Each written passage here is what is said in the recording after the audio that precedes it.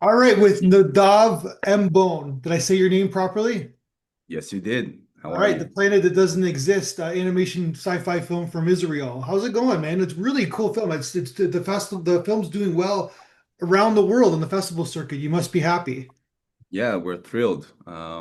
Very happy about it, seeing our film getting noticed in so many different audiences and places around the world. Yeah. So the film, this is your project, like this is your baby that you've been working on for a long time. One would assume. This project is very close to my heart. I can't say it's my baby because um, I was given this project with great honor of adapting a comic book into a short animation. Um, the writer and the creator of the comic book Navy Bird. Yeah. Uh, this wasn't her first. This wasn't her choice of making this her comic book into a short Okay. animation. She didn't want to, or like is she happy now? It wasn't her decision because this big project is to commemorate her work. She's no longer with us. Yeah. She's been murdered in a terrorist attack over a year ago in Jaffa, which is a city in Israel that is um, a city where Jews and Muslims and Christians live together. And during the war that we were having in the past 2 years, there was another attack within the borders of Israel and attacked on many civilians leaving the subway in a train. Mm. And unfortunately, Revital, which is known in her name Navy Bird, she was there. She got shot. And her mother, Liora, took upon herself to bring her creative work in the field of graphic novels and comics uh, to a larger audience via short animation. And I was fortunate enough to be given this project and with the with gloves. I attended this mission because of the importance and of course the, the the the the the tendencies, that when you're working on such sensitive materials with a loved one that has passed and the family trying to do something like this, it has to be addressed sensitively. Yeah, 100%. So there it's good pressure, I would call it, I guess. Meaning that like you want to do the best you possibly can because it's not just about your ego, it's not just about you. It's about this entity, it's about this person's legacy in many ways, right? Definitely, it can be even a paralyzing kind of stature, Yeah. uh, because you want to do the best job that you can, and you want to honor her style, and you want to honor her written word, Yeah. because many times, unfortunately, in my country, in my home country, you hear about a lot of projects that people open secret doors and reach into a creative work of people who were deceased, and then try to bring those creative works into life, and it's a real throw of the dice. It's a real gamble because you don't know what you're going to get when you look into someone's creative work that he left behind him, and it's not guaranteed that it's going to be um, good material to work with. But in this case, Navy Bird was an amazing writer. As you probably know, writing sci-fi is not for everyone. It's No. it's it's a very easy genre to spot um, amateurs, and her work was True. Yeah. very on spot. I was moved from the first time that I read the story, and the way that this specific story, The Planet That Doesn't Exist, echoes her own tragic demise is unbelievable, and I couldn't um, couldn't be more moved from a project in this recent years and in my young years as an animator and a director. Okay, so then I'm assuming the family gave it approval because I'm assuming if there's any rights or entity that the family owns so they gave it approval for your company or for you had a producer and for them you guys to make this film. That was the first step. Yes, it was very important for Liora, Navy Bear's mother, to meet with whoever gets to touch and to adapt her work. Yeah. She met with a few animators and directors and companies and decided to go with me and my team. The connection was very, very personal. It had nothing to do with show me your background as an animator because that's not her field of expertise. She Yeah. just needed to feel a chemistry and to find someone who will take care of this delicate baby project. Um, Turning this tragic story into something that inspires and now has been shown in many different places and theaters and venues around the world is an unbelievable honor and very moving for her and for the family and for us, the producing team. Okay, so what's the next step for you is you have her graphic novel, so you have to turn it into a screenplay, one would assume, right? So you guys kind of adapted the her like is it just a portion of the story? Is it the full story? What's the So this project is the full story. okay, I'm happy to say that from the success of this project, another comic book, another novel of Navy Birds is in the works, being adapted to another even longer animation short. yeah.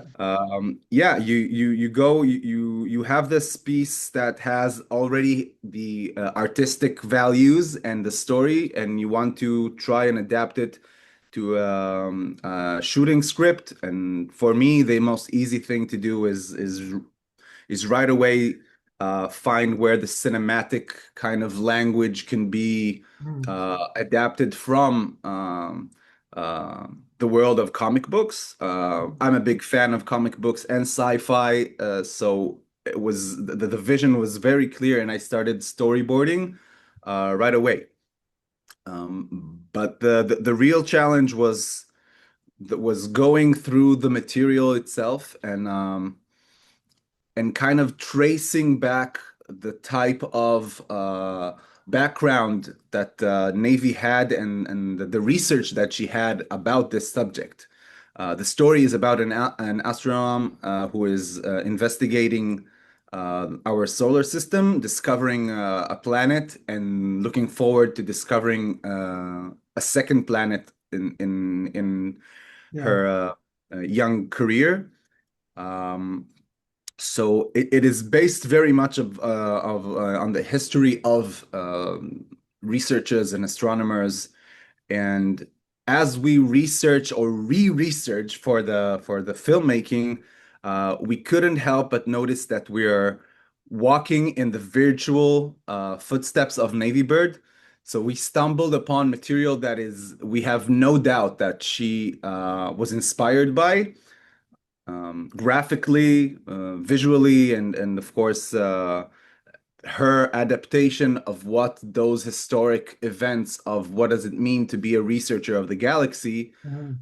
means to a character and how it is built and how someone who is passionate about discovering um, and unsolving mysteries of the universe, how the arc of their personality through their career is being built.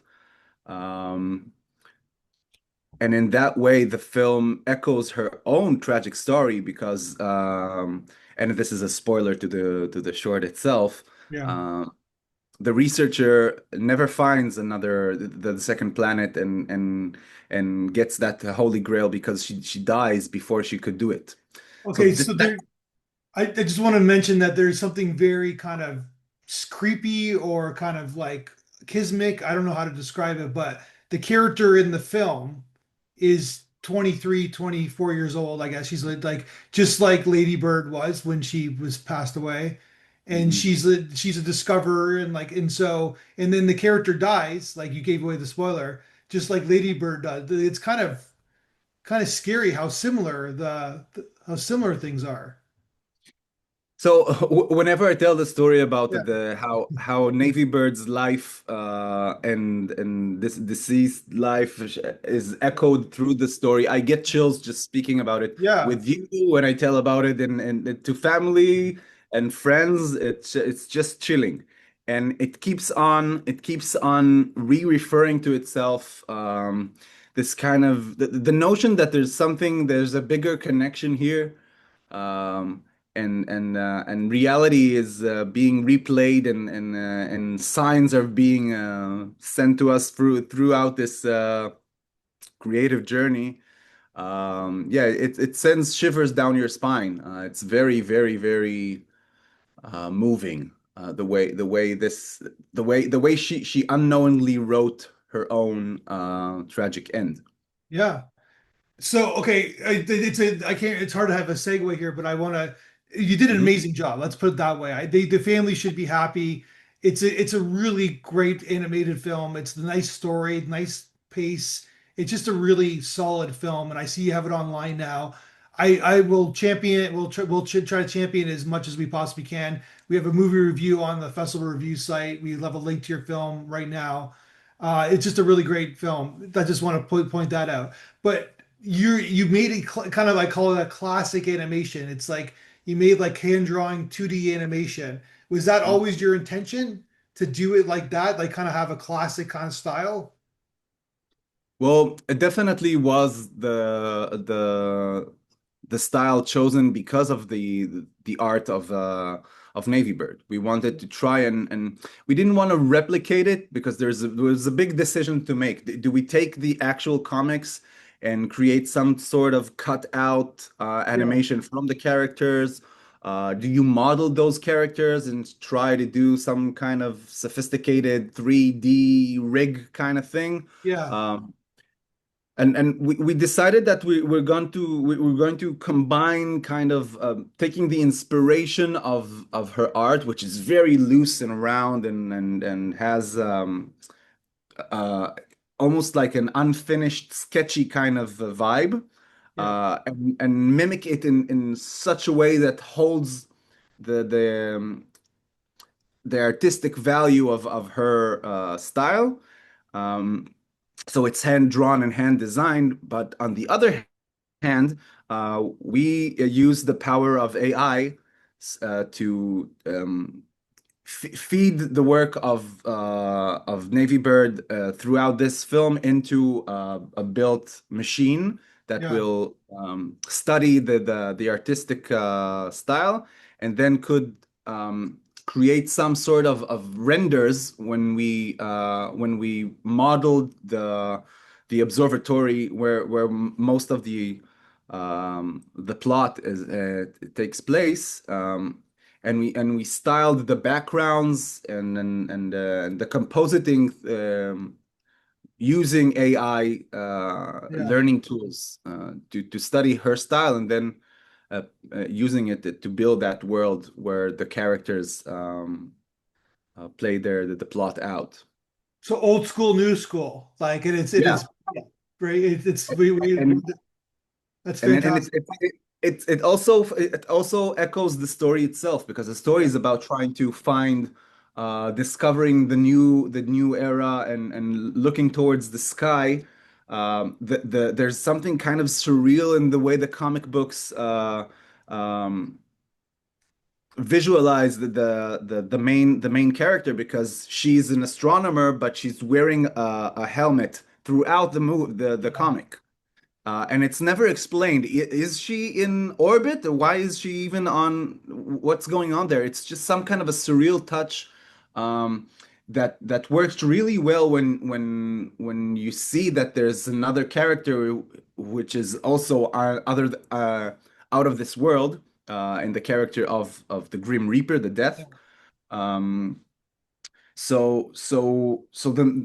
Exactly how you describe it, bringing the old school technique into the high tech. We actually had some adaptations in the last week of the post production on the film because there were new AI tools that we could use that Oh weren't wow. available when we started production, but in the final weeks of post production were all of a sudden available, and we implemented them into the film itself. That's amazing. And there's almost like a timeless feel like in the film where we don't really know where we are because the first shot really is like an audio tape like cassette recording, which has been, nobody's used since the 1990s, I guess, right? So, and then you have like the floppy disk. So like we don't know where we are, right? We think we're in the future, but we're like, I guess it doesn't matter. I don't know. What do you think? Yeah, there's something very fluid about what exactly is the timeline here. Yeah. It may seem sci-fi and futuristic in one sense, but then you can see that she's recording herself on a tape recorder. She's using pen on paper, and then she's using a computer, but it's like a big tube computer screen, Yeah. old school kind of 80s personal use computers. Um, and another funny use that we had for AI, there's one very short scene where you can see her running calculations on a computer and trying to determine solar eclipses. And in order to decide what's going to be on the screen to convey that that's what she's doing, my partner Chem Adams, who was in charge of the animation and the composition, he was baffled of what's going to be on the computer screen. So what he actually did is build a program that determines solar eclipses using AI, and then the visualization that the user interface outlet from the work that he did with the AI, that's what you see on her screen. It's an actual operating app to determine future and past solar eclipses. Wow. Yeah, and let me talk to me about the sound design because it's a really nice sound design as well. Like I'm just curious about the process of doing that. So on the sign designs, there's two geniuses that we work with, Ori Dekel, who created the very hands-on um, percussions and bells and strings and piano, and gave that to another maestro, one of the most admired by myself professionals I ever had to work with, Eva Spitkovsky. She's a sound designer that I've been working for this past 10 years. Whenever I can afford and reach her and get her to work on a project, she's the first choice that I have. She's just a joy to work with. And yeah, and again, that's the Eva is a very professional with a lot of experience in film and coming from the background from like a Soviet background, Yeah. just as Navy Bird and her family. They're Jewish Russians that immigrated into Israel, and they have that kind of style. I feel that I can see that Soviet kind of writing and Okay. philosophy into that work of Navy Bird. And the same happens whenever I work with Eva Spitkovsky. There's like the layers, there's this Chekhovic kind of layers into the work, and a lot of very deep uh, um, overlays of different environments. Yeah, the work of Eva Spitkovsky as a sound designer is something that I there's a story I love to talk about, to tell about her. I once had to decide on a big project of which kind of a sound designer I want to work with, and that was the first time I got to see Eva Spitkovsky's work. Um, And in order to decide, we gave an assignment to sound designers, um, with a little like 20 seconds kind of clip of a couple walking on the beach shore. Mhm. And Eva just I just remember getting the work back from all the candidates, and Eva just blew my mind, gave me three different options. Each one had different Yeah. seagulls and was from a different ocean, and the way that she builds a world, and then a world within the world.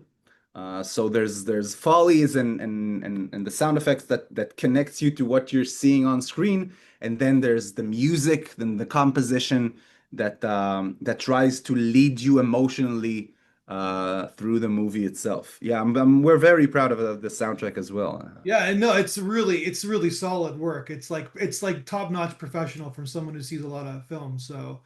So yeah, you're on your way. I just want to go back to Ladybird because on her YouTube channel, she has I guess she put up 2 months ago. It's got 47,000 views, and I know it's going to go up and up and up. But she has a description in the YouTube channel. I'm sure you've read it, but I just want to I want to just say it. She goes, I was born centuries ago on a pirate ship or perhaps on a train.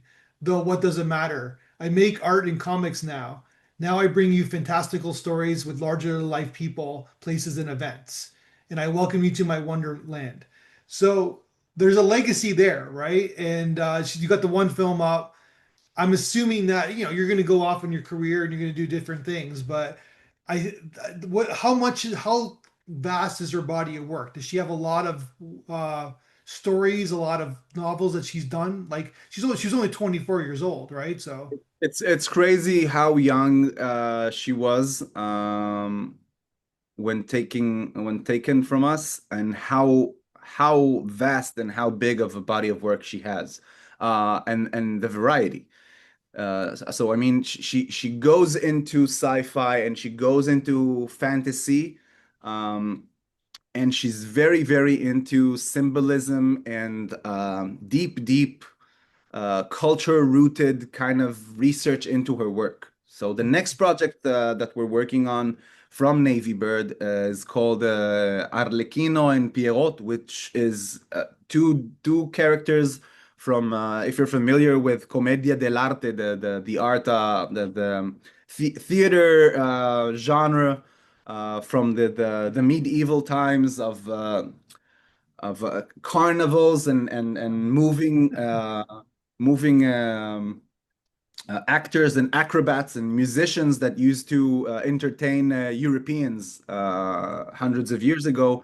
So she works with that and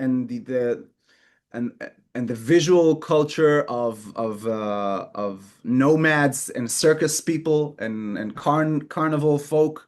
yeah, So she moves from different references of culture and history, always embedded in very strong research and symbolism through that material that she works with. So we're very excited to keep on bringing forth her or keeping her legacy through her work. And again, keeping in mind everything. It's again we address it with a sacred honor. Um, and again, when the production house, the production house, or the executive producer is family of a loved one, yeah. uh, it changes the way you work, and it kind of defines who are the kind of people who can work on such a project. Liora is like she submitted to the festival, right? Like, Yeah. and she's the contact person. Yes. So she's doing the distribution of the film. That's what she's doing. This is her life goal now. Yeah. I'm very fortunate and lucky and appreciative of being chosen by her to be by her side in this journey. Um, yeah, well, we can't imagine what it would be, and I don't know. I'm a father myself. Yeah. Losing your child, and in such a manner, and then trying to find the purpose or re-find purpose where Yeah. purpose was lost. Um, yeah, I'm very grateful for the relationship I have with Liora. She has a lot. You could tell, like, I don't know her personally, but you could tell she has a lot of courage, and just because usually you can go into into a ball and cry for the rest of your life. Like, I can't even imagine. It's not supposed to happen. You're supposed to die before your children die, right? Like, Exactly. right? So, Yes, exactly. So Leora had big plans to leave for Navy Bird everything that she worked for. yeah.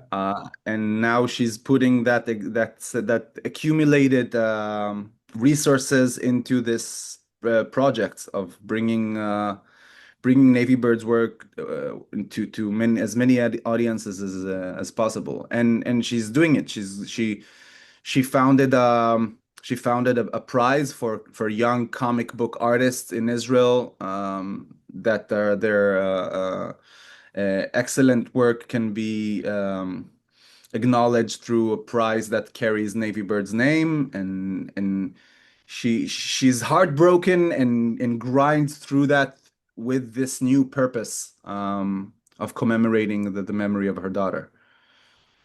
And and you, like, fantastic filmmaker yourself, storyteller.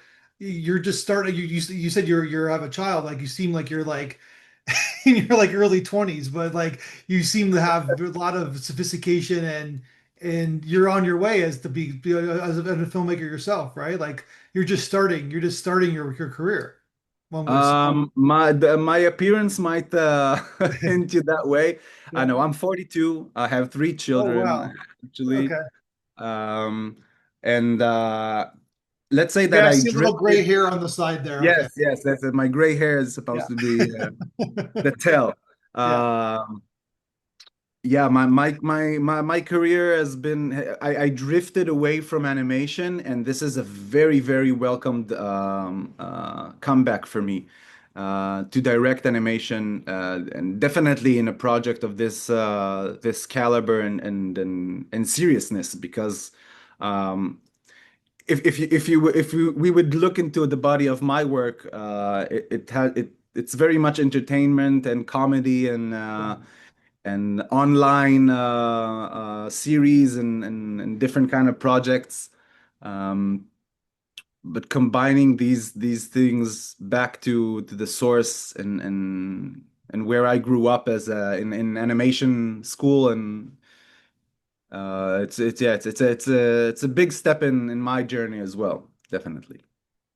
And yeah, so I know there's a lot going on in your world, and I appreciate your time and your half hour talking about this. Like I said, we're going to push this film as much as we can on our channels. I think it's a fantastic film, and could tell like it's playing everywhere around the world, and now you have it online, and now you're going to get that online audience, and hopefully that you can not yourself or somebody else will build that body of work for Ladybird, and that's the great thing about the era that we live in now, right? Just go on YouTube and it can stay there forever. People can watch it 100 years from now. Definitely. And the community that was built and that Navy Bird was involved in, the community of comic books and graphic novels, they know about her worldwide, and now when we integrate animation into it, there's a bigger audience to reach, and we're very, very happy about that. And very appreciative for the platform and in this conversation with you here and through the festival. So thank you very much again. All right, let's talk again when you make your next film. Hopefully. Thank you. Thank you so much.